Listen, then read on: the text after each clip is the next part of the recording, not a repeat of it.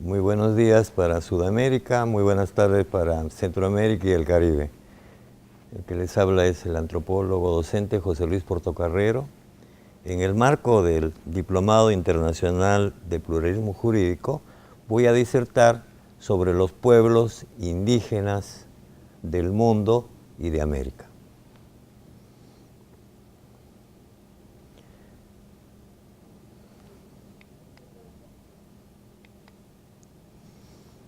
Los pueblos indígenas, acá ven un triángulo, es el objeto de la disertación.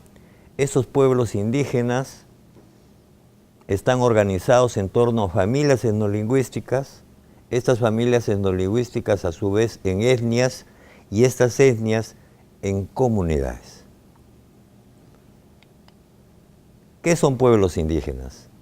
Pueblos indígenas, de acuerdo al convenio 169 de la OIT sobre pueblos indígenas y tribales en países independientes, indican en la parte 1, Política General, artículo 1, son los pueblos tribales en países independientes cuyas condiciones sociales, culturales y económicas les distinguen de otros sectores de la colectividad nacional y que están regidos total o parcialmente por sus propias costumbres o tradiciones o por una legislación especial. Ese es en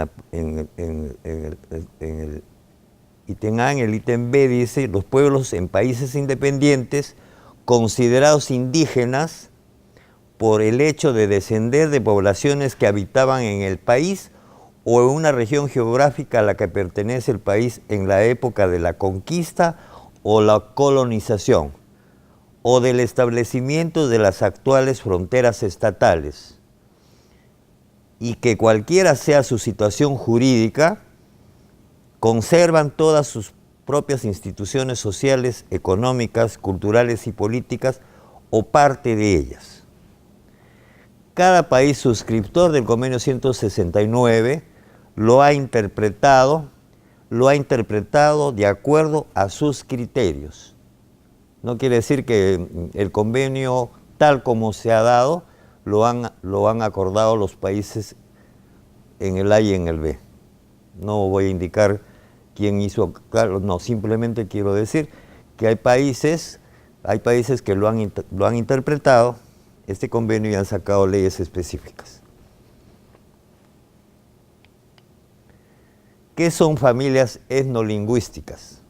Familias etnolingüísticas a nivel académico, de acuerdo a la antropología lingüística, son poblaciones con culturas y lenguas emparentadas entre sí. Esto significa la mayor o menor dificultad para comunicarse. La mayor heterogeneidad etnolingüística de los países está en función del número de familias etnolingüísticas y no solo en el número de etnias, porque mientras existan más familias, existe mayor heterogeneidad. Puede haber países con más de 200 etnias y que tienen 8 familias, y hay países que, como el nuestro, que tenemos 80, pero tenemos 16 familias. ¿Cuál es más heterogéneo? El que tiene más familias, como el Perú, que tiene 16. ¿Qué son etnias? ¿Qué son etnias?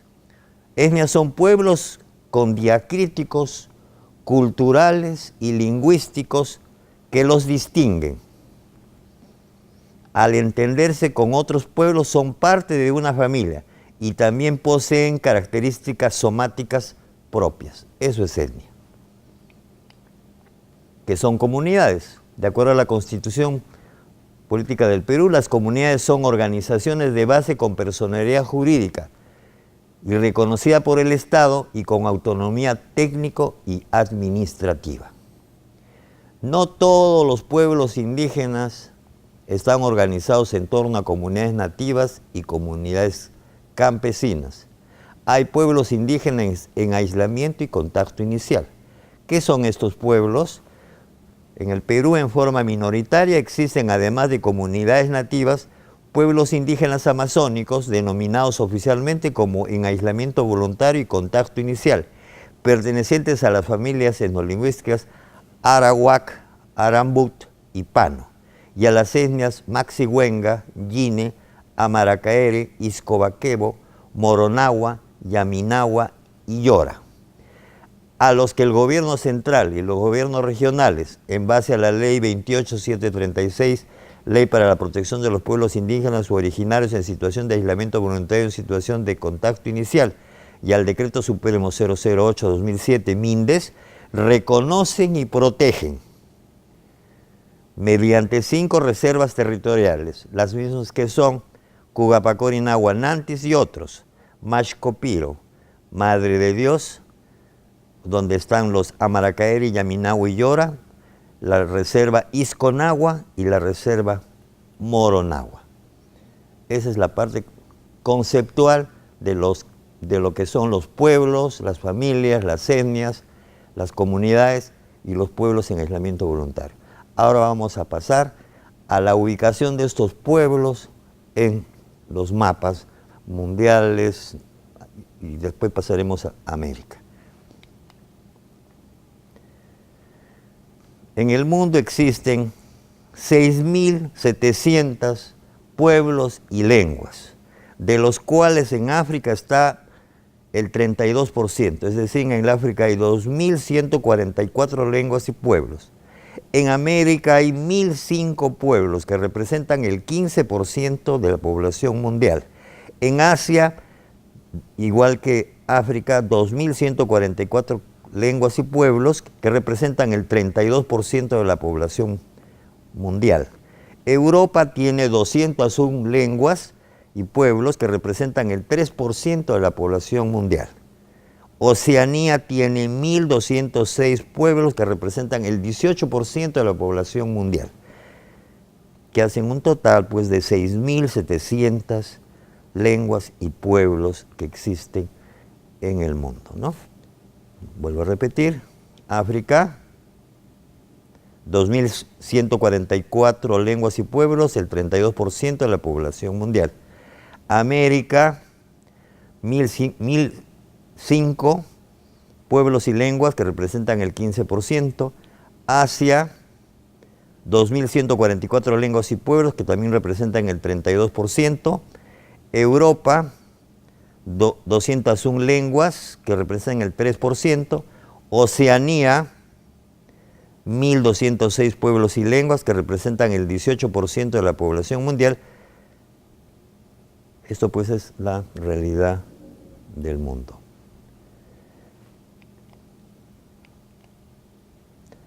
Bueno, ahora nos trasladamos a América del Norte, donde está Canadá, Estados Unidos y México.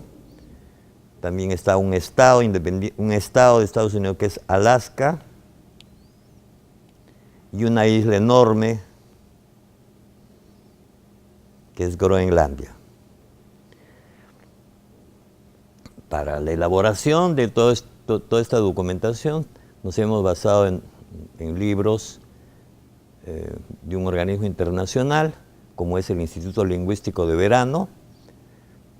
Bueno, en Estados Unidos y en Francia están las escuelas más importantes de lingüística del mundo, por eso es que hacen investigaciones a nivel macro.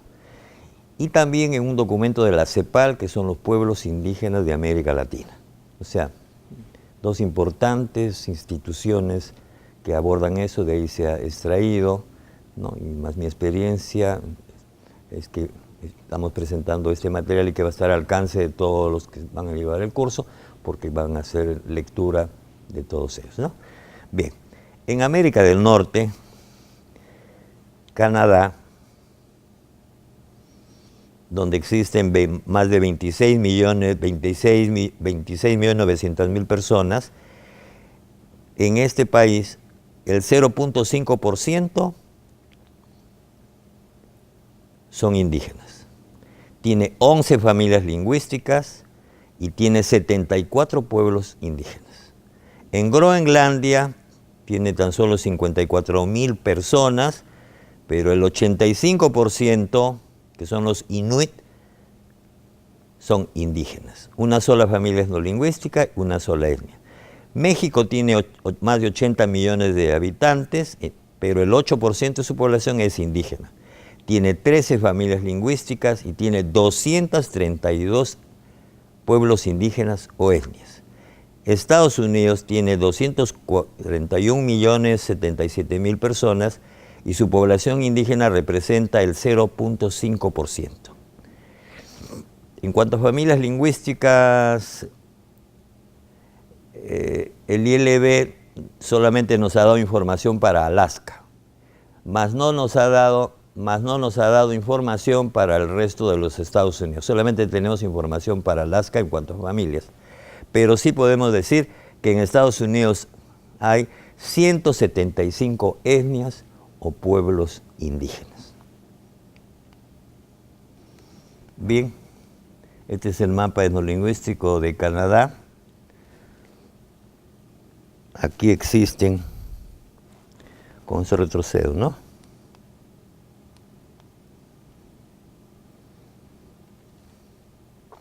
...11 familias lingüísticas, 174 pueblos, y son el 0.5%.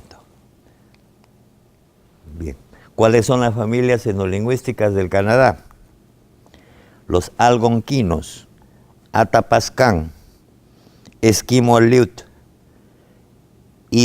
Iroqueses, Nade Isolates, Kootenai, Siquay,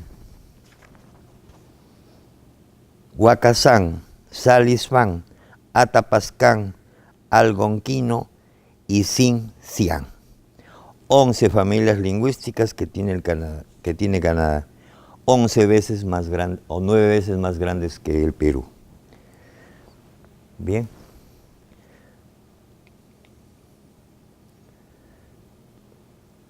Bueno, Alaska es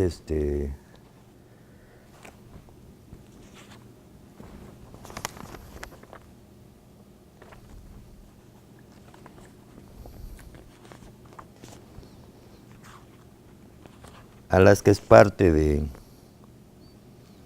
Estados Unidos.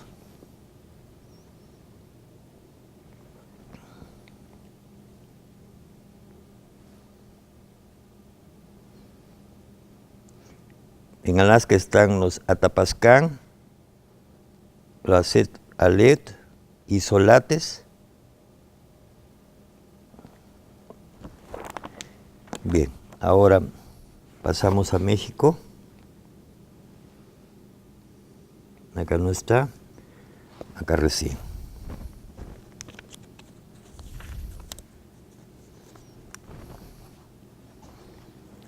México es un enorme país que tiene 12 familias lingüísticas, más de 200 etnias, pero tienen 12 familias lingüísticas. ¿Cuáles son? Los algonquinos, los ocán, los maya, los mixezoque, los mixteca, los otopameán, los popolocán, tarascán, totonacán, utoaztecan.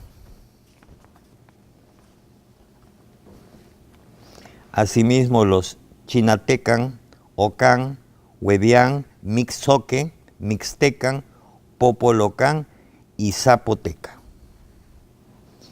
Esa es la realidad heterogénea de América del Norte.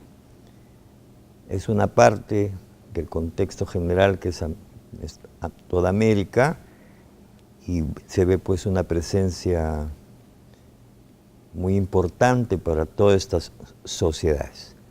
Para México en un determinado momento fue la capital del indigenismo en América porque funcionó el Instituto Indigenista Interamericano, hasta que apareció el Fondo Indígena.